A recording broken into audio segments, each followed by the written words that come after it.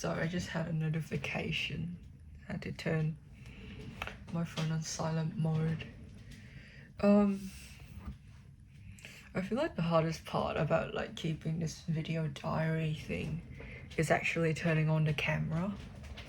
And I feel like for me, at least, getting started is always the hardest part.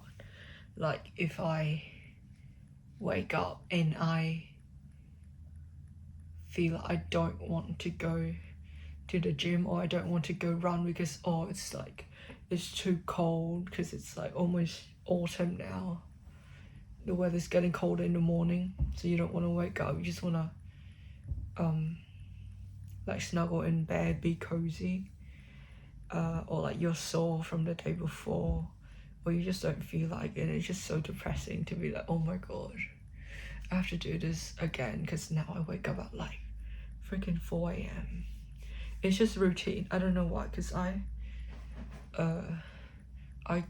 wake up whenever the sun's up, and I usually don't close this blind, so it's like super bright at 4, and I'd wake up, and also that leads me to go to bed at like 8:30 at night, and I'm just whatever, right? Different people have different sleep chronotype. That's why there's early risers and night owls. It's fine. But I've got like, I don't know why, this spot under my nose is like tingly. Just keep rubbing it. I'm gonna put my hands away.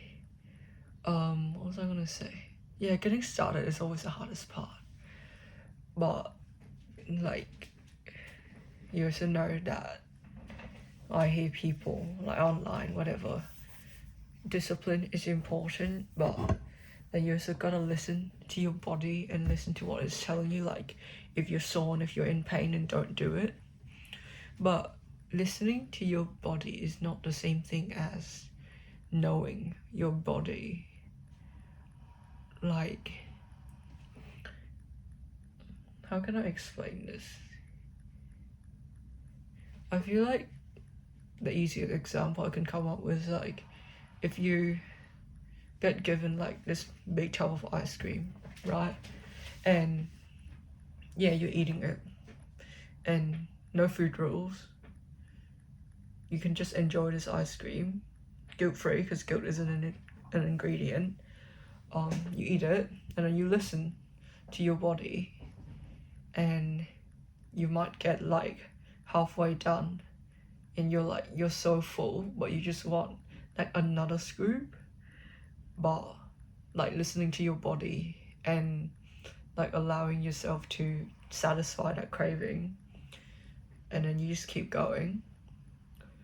But, and not in the sense of like binge eating, I don't think I'm referring to that, but the difference between listening to your body, between like wanting to satisfy that craving, and then also like knowing your body is like, oh, this has happened before, like if I have that much ice cream I will be sick.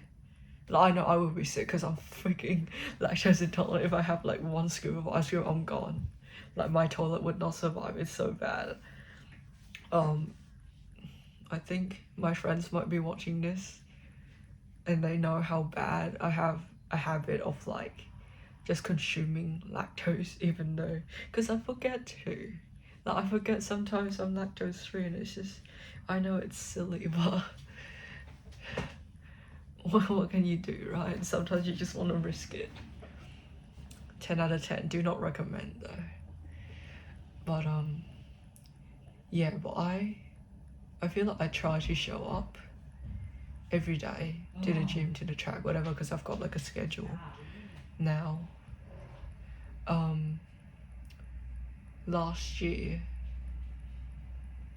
I would go gym like 5 or 6 times a week. But I would go to the gym every day, but I wouldn't work out every day. I would just go to like stretch, do some yoga, whatever. But I liked showing up. But then of course, like whatever you do, sometimes you're gonna get bored of it, or like you get sick of it, or you just want like a change, which is what I need. I don't know why, it's just weird. I just can't do the same thing over and over. I feel like I need like, I don't know, maybe that uncertainty. I just want to discover more things. But like now, I'm running 3 times a week and I gym 3 times a week. But because I'm injured, a few weeks ago, like it was bad technique when I was playing violin, like practicing, and then afterwards, like for that 1 whole hour, I was just playing, and this hand, I was playing, and it was so tense that it was just locked like this, and I wasn't patient enough to stop and relax it, because relaxing when you're playing an instrument is actually like, it requires a lot of brain power, god. And to relax, you need to be conscious of the tension, and I was conscious, but I don't know why I didn't stop. It was just stupid. And then afterwards, I started getting pain in my left pinky, and then I was like, okay, I'm not gonna practice for the rest of the day. And then over the next like 4 days from then, it spreads down to my left wrist and the left elbow, and I was like, oh crap. I texted my teacher, my violin teacher, and he was like, oh yeah, I don't know how to fix that. And I'm like, what?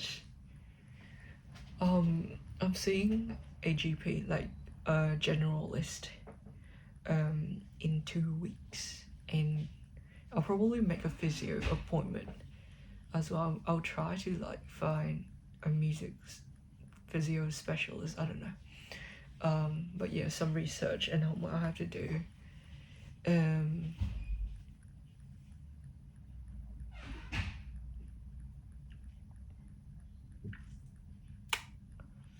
Yeah,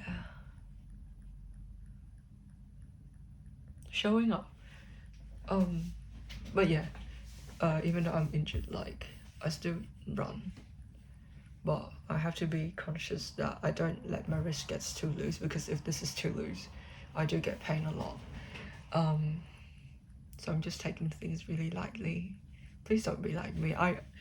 Honestly, I feel like sometimes these things happen, and even though it sucks, I'm kind of glad for it, because it's like a reality check for me, like a reminder that if I don't take care of what I've got, I'll, like, once it's gone, it's gone.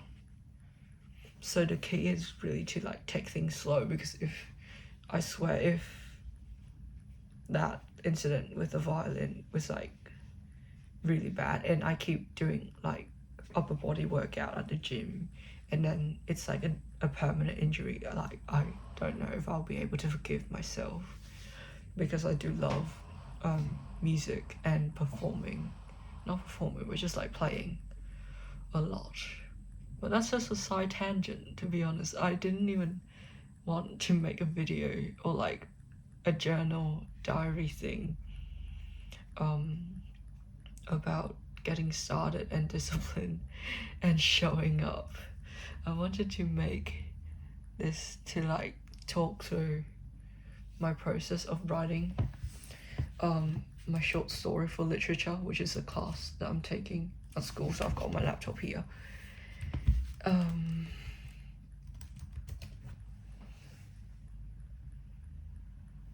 The original story was, I wanted to set it in like rural northern Vietnam, which is my home country. But I wasn't born in the north. I was born and raised in the south, and I moved to Australia when I was 11. That was like 6 years ago. Oh my god, I'm old. I'm so old. No. But there's just certain really nostalgic thing that I want to write about, like, because I was born in 08, and god, I wish I was like born a bit earlier, because the early 2000s was such like a glorious time to be like a little kid. So I remember when I was little. I'm gonna put my laptop on charge.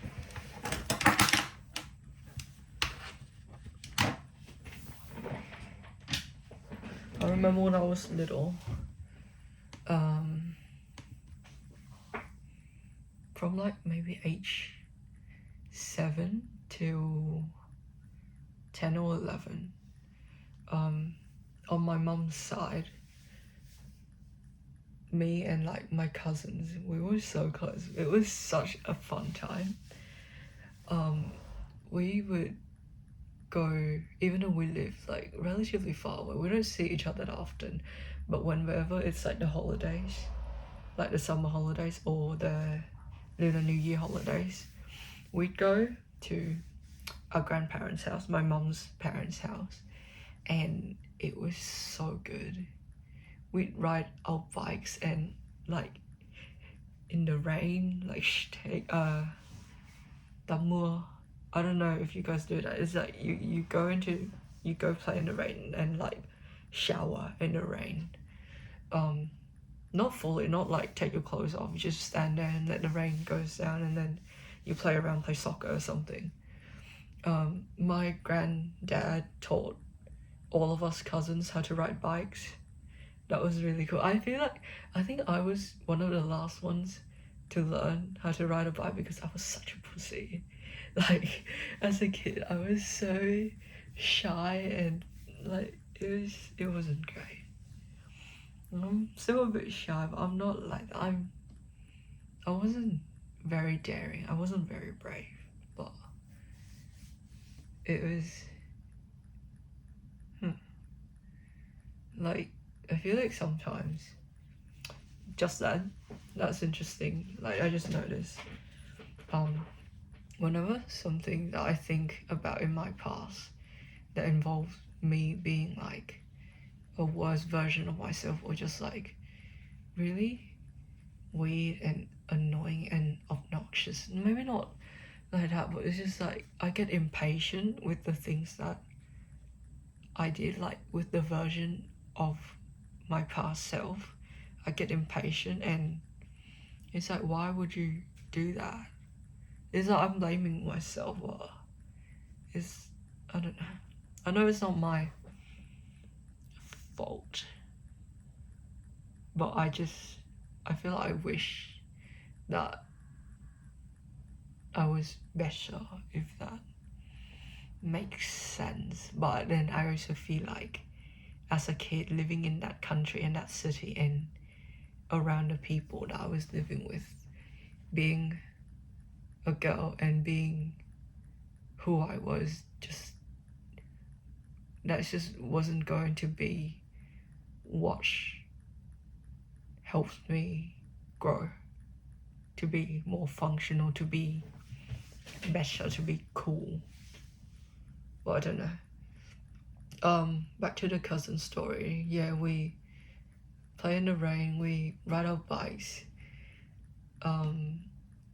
The snacks that we got, oh my god, the childhood snacks that we got, there was so much stuff. There's this thing called bánh tráng trộn, which I think is like one of my favorite. It's basically like rice paper that you use. I don't know if you guys know, right? You probably do.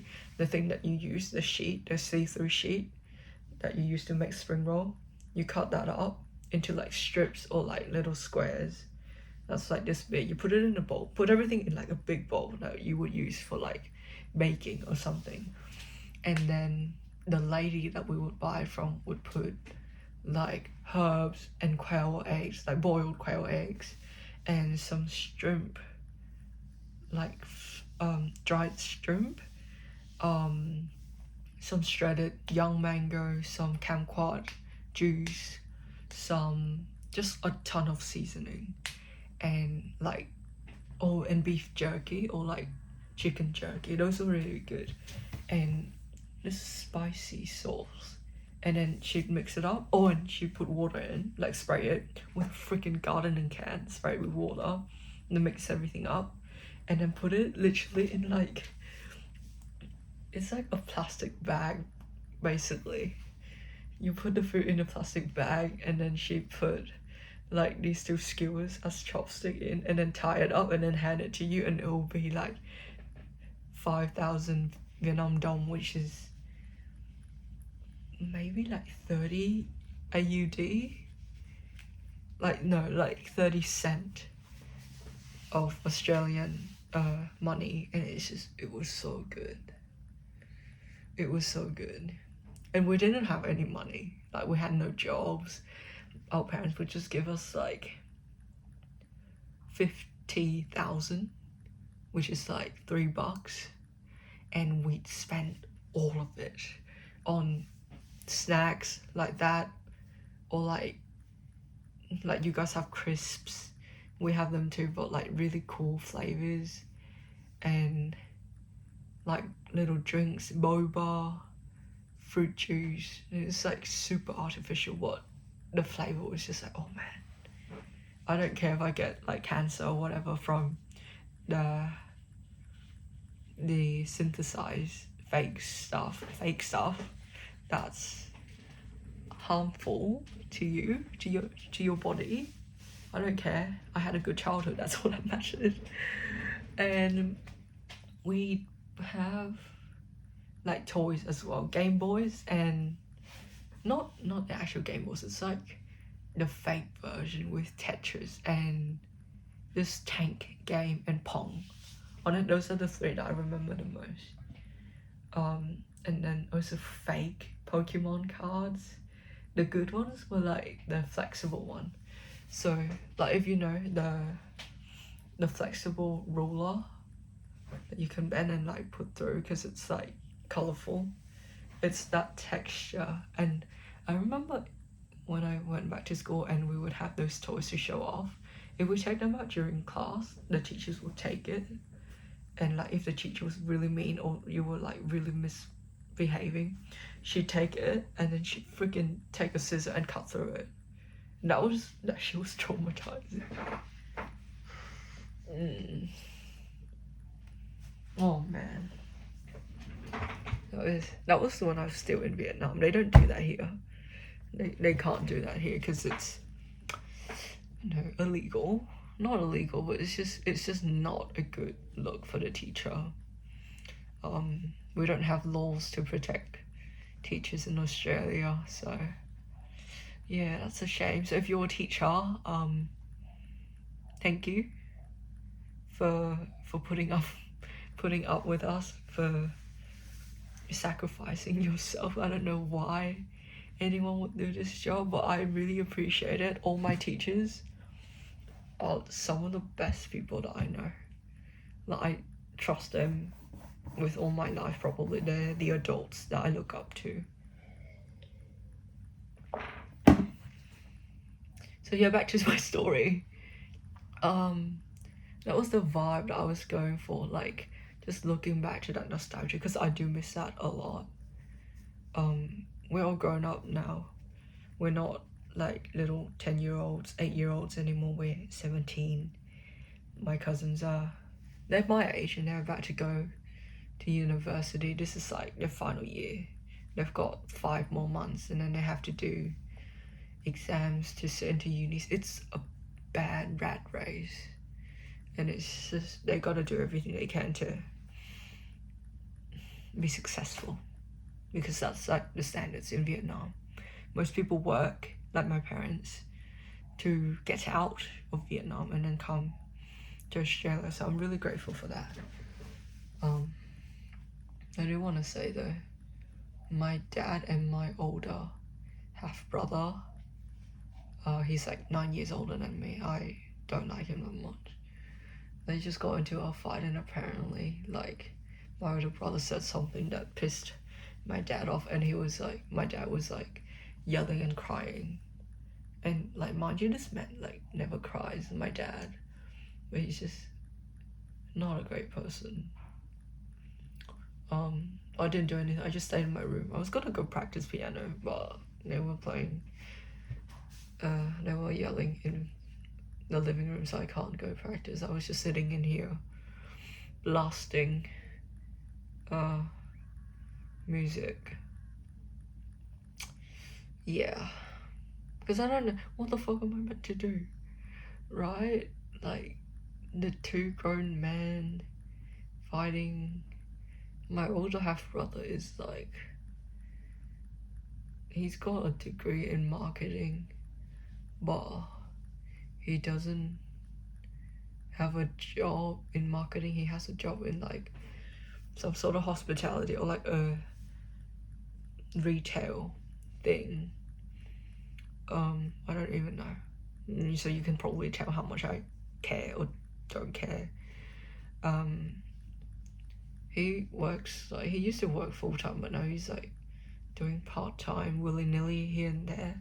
Doesn't make enough money to even like buy stuff for himself. He lives with us. He used to live in Sydney, but like that didn't work out, so dad was like, oh, you can come live with us. My mom's not happy about it, but she's pretty good at pretending and like, oh, feed him and stuff, whatever. But my dad still gives him like a lot of money, and he's the type to like wear all classy stuff, like designer stuff like Gucci and Louis Vuitton and like all black stuff, but and put on cologne, go out. And he doesn't even have his own car. Like my dad gives, like, basically let my brother use our Nissan to like commute to work, whatever, or go somewhere. But sometimes when he goes out, he'd ask, and very pathetically, I reckon. It's just my personal opinion. I need to vent. That's why we're making this video diary. He'd sometimes like ask my mum if he could use her Porsche to be more chic and fancy. I don't know what he gets up to. I don't care. I don't care for my dad either. To be honest, I don't really care for any of my family members. There's the reason why I'm moving out in a few months at the end of this year when I graduate. So yeah.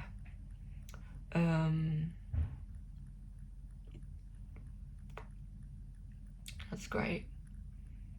So yeah, they'll be yelling. I don't know what to do. I'm just trying to distract myself. Not a good environment to live in, and every time I like wonder if I should stay and like take care of my parents because my brothers aren't cutting it. My younger brother might, but I don't know if that's gonna happen if my older brother is around being an influence as well.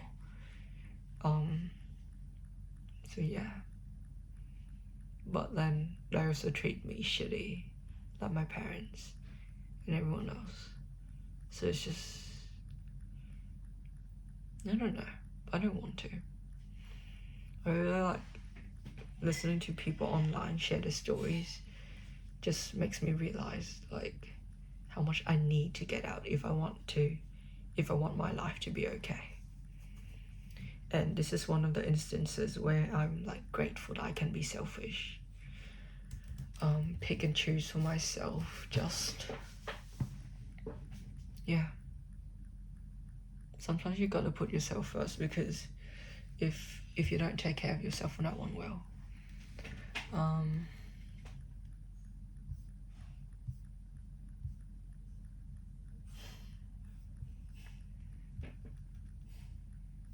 We should probably do my lit, because I don't need to do all of it, but I should get at least half of it done today, because it's like, it's a task. This is a U12 literature IA2 2025 cohort syllabus, and it's you watch a movie that's in the syllabus, but our teacher choose. So we watched Knives Out. I think it was the first movie. And then we sort of had like a week's worth of lessons, so like 3 lessons on the themes, on the settings, on of that movie, and then now we have to sort of take those themes and those ideas and then write another story based on like our chosen themes, basically. So some of the themes was like wealth and privilege, class and immigration, truth and deception, family dynamics and moral decay, justice and ethics, and I also think hubris, because the killer guy was, yeah, that was fun. That movie was meh, to be honest. I've seen better. I've seen better detective stuff. And I also like read Conan growing up. If you guys don't know what that is, it's like great Japanese comic, like manga. I think I've got a book here. This is the English version. It's called Case Closed instead of Detective Conan. And it's great. Not sponsored. But it's been going for like I think 30 years almost now. It's still not done. And oh my god, I swear, if the guy who made this, Gosho Aoyama, if you die before you finish the series, I'm gonna cry. I'm gonna crash out. It's so good. I used to have all of those comic books, but I think I lost most of them. Or like they're in Vietnam, I only bought maybe like a quarter of them over to Australia when I moved here. But like later in life, when I have the money, I'll buy the entire series again anyway. But yeah, good read, excellent storyline. Give it a try.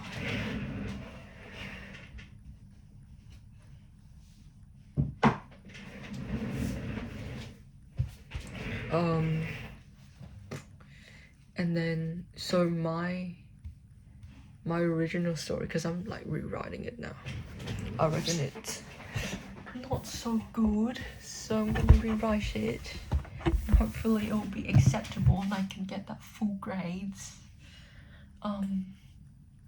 My original was about, okay, so setting, you're in this countryside and it revolves around these two girls, two sisters. The older one like just got back home from like the city, because this is rural, and she's standing at the edge and reminiscing like her hometown basically, and she sees her younger sister and they're like, oh yeah. They get I don't know, they meet each other and then like, have a good time. And then actually no, I don't even want to tell you guys this story because it's really messed up. It's not messed up in that way, but it's just like it's not well written. I feel like my first draft, which was way over the word limit, was like double the word limit, was a bit more coherent, but what I've got in front of me now isn't, and this is what I'm gonna scrap and just make a new plot line. But maybe I'll copy and paste the thing down in the comment section, like the original story later, because I can't be bothered, I'm tired. I need to get this done and then hopefully go practice, or at least like go on to tonic, because tonic is my medicine, my drugs basically, and hang out with tonic friends.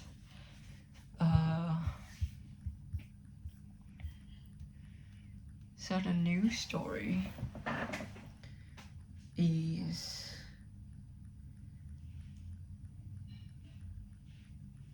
I don't know, because I feel like it's, if you've seen The Good Doctors, and there's this one episode about, let me see if I can find it actually, about this old Chinese lady who had like a mechanical heart, and then she had problems with it, so she got admitted into the hospital.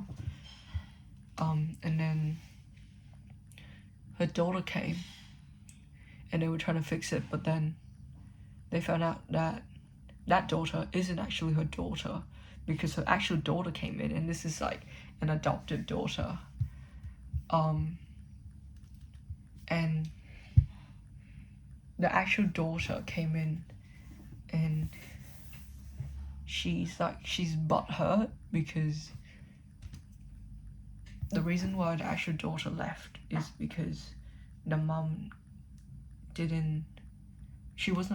wasn't a good mother to her daughter. So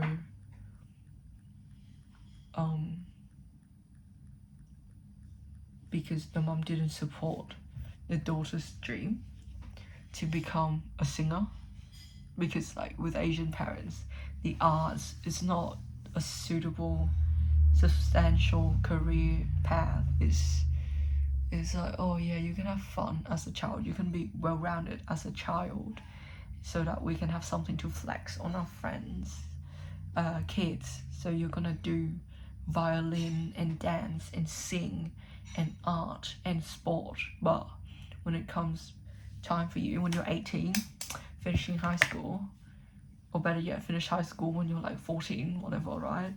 Whatever floats your boat. Like if you don't pick to become a doctor or lawyer, you're screwed. Like the entire bloodline's gonna shame you. And that's a funny thing, like I want to be a doctor though. I want to be a doctor in the army. And I feel like my parents know I'm gonna go into medicine, but they can go suck. They don't think why I care, like my life. I don't want them to know. Because I don't know. I just don't want them to know. Like I don't tell them anything anymore, to be honest. But anyway,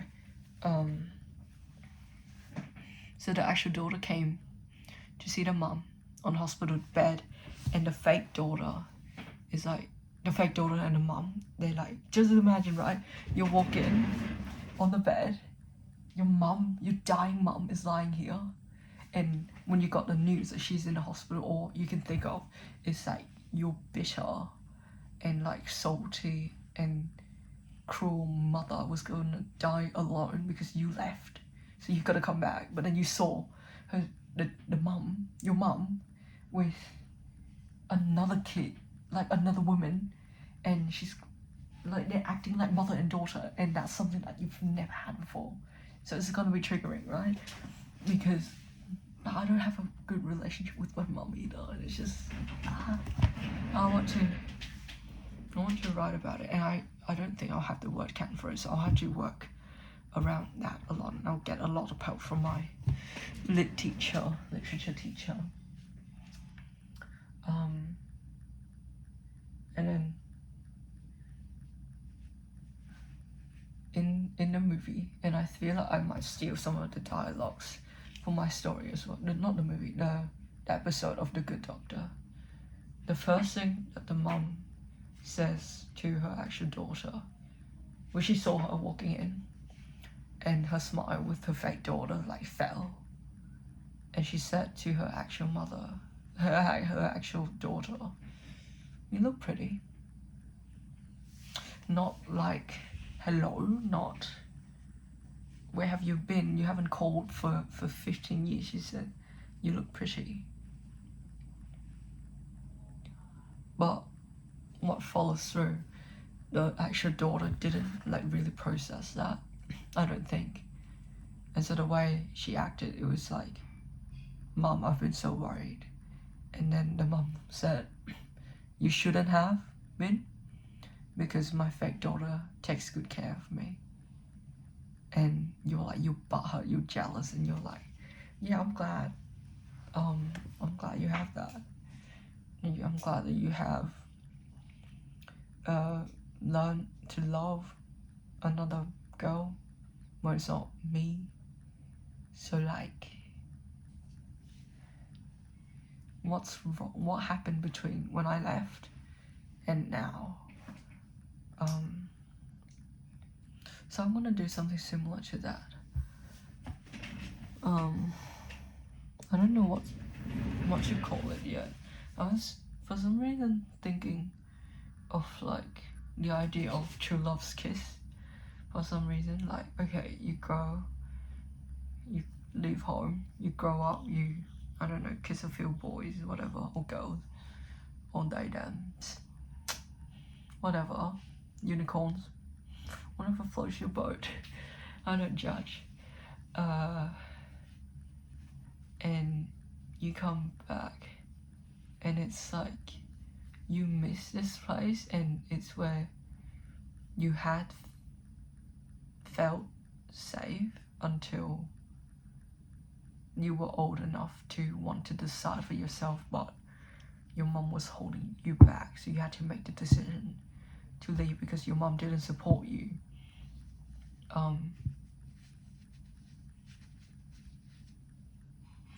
Yeah, I don't know. I might start writing, actually. And there's all these criteria that you had to hit. Oh wait, what is the name of that episode? You guys should watch The Good Doctor. It's really good. Honestly, it's like that show, that medical drama, and this YouTube channel called Dr. Mike. Mikhail Wachowski. Those are the two, like, I would say pretty big influence on inspiring me to become, to practice medicine, because, I don't know, it's just that humility and just that desire and that need to like, help people. It's just, I don't know, I just feel like it would be right for me. But even if I don't make it, or if I turn out to not like it, I think I'll still be okay. At least I tried, whatever.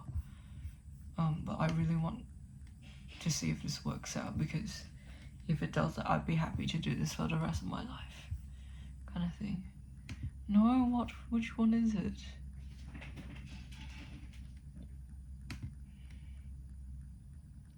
I think it's this one.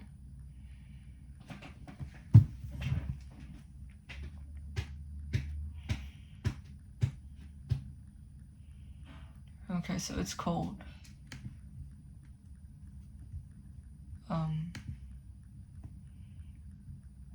Shin.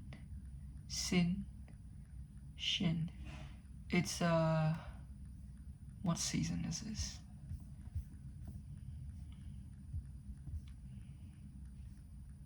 Season 1, episode 13. It's the name of the episode is Shin or Sin, Xin. Very good episode. Check that out. But it does contain spoilers from. Oh no, season 2. Sorry, season 2, episode 13. It does contain spoilers for the drama aspect of the medical drama. It's, oh god, emotionally, it's a great show. But anyway, I'm gonna start writing. Usually I don't tend to put on music, but I might put on something I listen to when I study. I put on Pathetique, Sonata number 2, second movement, piano sonata by Beethoven. I'm learning this movement right now, just on the right hand for the piano, because I can't play with this. I'm gonna take the next 10 weeks off of violin.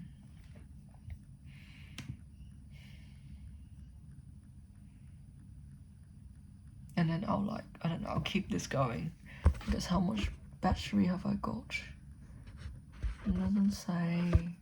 No, okay. Whatever, I don't care. I should put it on charge. Nah, I'll be fine. Okay.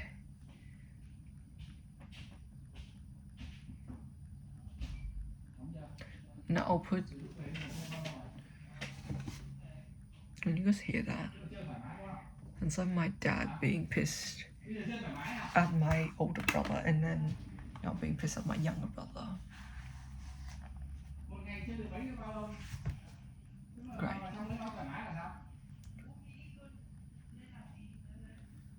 Oh,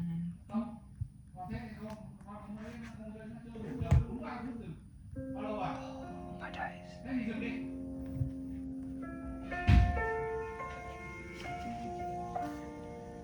I swear to God, if he comes in here with that attitude, I'm gonna... He's not surviving.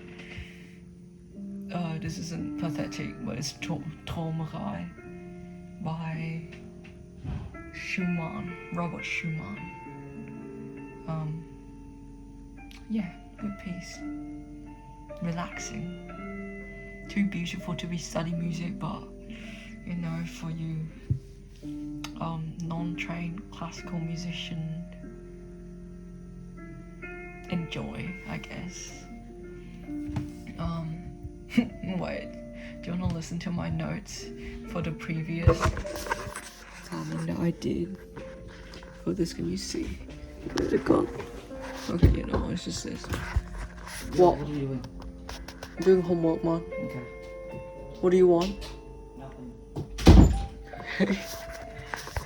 Why can't people like just act normally? Why are they like get so emotional that they have to do something with themselves? But it's just like, it's so obvious that something's bothering them. But it's just like, whatever. It's just stupid. Or maybe I'm just like, I'm biased because it's my family and I just hate them. So yeah. I promise I'm not like this to other people, which is weird to me. Like, I would treat my own family like this, and then I would say I'm decently polite and kind to other people. I try to be, at least, but my family's just no. Like, I don't think they deserve my patience. But this is my notes. It starts here. This is like the planning. This is all the inspo of like the setting, and then over here is like all the drafts that I've written, all the planning, version 1, version 2. Every time that I edit, I paste it here so that I can like compare them side to side, and also like if Word crash, then you have like a backup. It's really long. And then this is like the red, the traffic light analysis that we had to do on our draft. And then this is all the notes that I took there, but I'm not happy with it, so now we're gonna restart. Yeah, I'm just gonna put this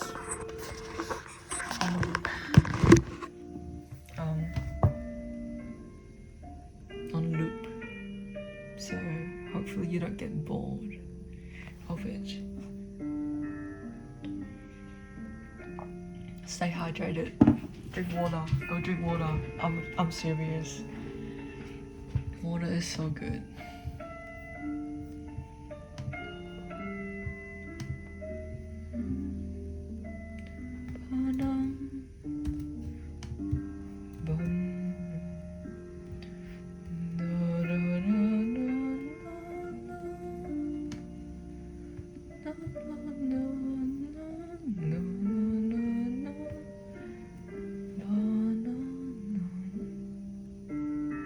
Actually, no, I changed my mind.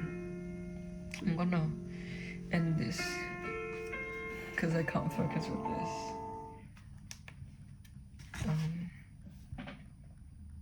Yeah, check in later. Take care of yourself.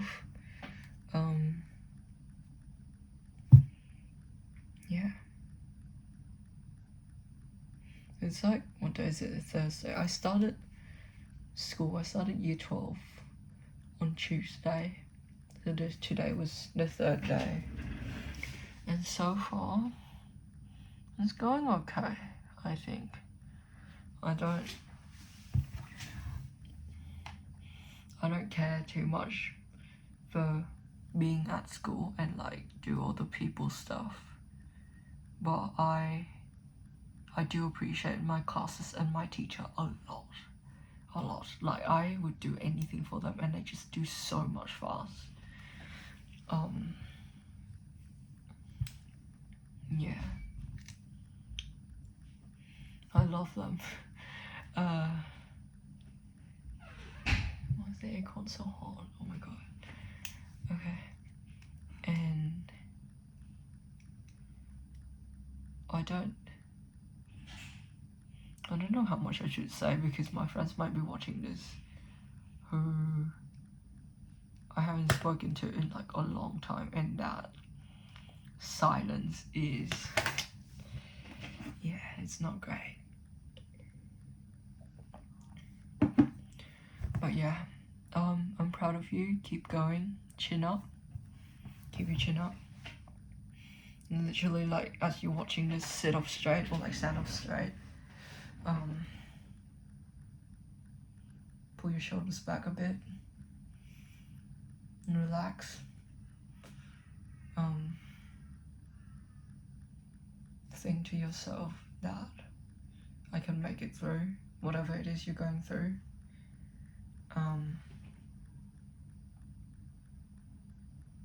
Yeah. Back yourself up. I'm proud of you. I love you. And yeah, all the best. Until next time.